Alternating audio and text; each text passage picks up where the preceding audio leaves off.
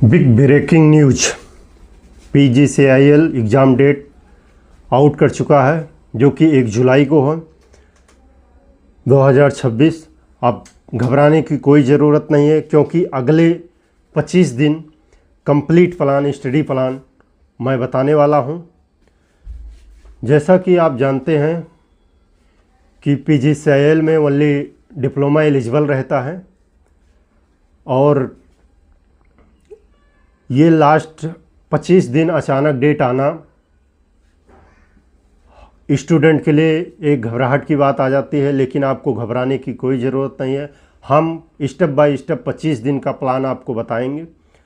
आपको यदि आप फॉर्म भरे हैं तो आपको सिर्फ इस लास्ट 25 दिन में आप अपनी शॉर्ट नोट्स बनाए हैं तो उसको रिवीजन कीजिए और टेस्ट दीजिए। जितनी बार रिवीजन कर सकते हैं उतनी बार कीजिए और टेस्ट दीजिए और टेस्ट में अपनी गलतियों को एनालाइज कीजिए। यदि आप अपनी शॉर्ट नोट्स नहीं बनाए हैं तो हम अपनी तरफ से ये रिकमेंड कर सकते हैं, यदि आपके पास हो तो ठीक है, नहीं तो आप ले सकते हैं। ज़्यादा नहीं, 100-150 की आती है। ये सिविल कैप्सूल यूथ पब्लिकेशन की आती है। जैसा कि आप देख सकते हैं, जब हमने भी पेपर दिया है तो ये तमाम चीज़ें इस तरीके से पढ़े हैं, तो आप भी पढ़ सकते हैं। कम समय के लिए बहुत अच्छा इफ़ेक्टिव है। और यदि ये नहीं है तो आप लास्ट 25 दिन में स्कैनर सिविल का पढ़ सकते हैं, यूथ पब्लिकेशन के आती है। और PYQ जितना हो सके उतना लगाइए और अपनी गलतियों को वहाँ पर एनालाइज कीजिए और उसको बार बार रिवीजन कीजिए।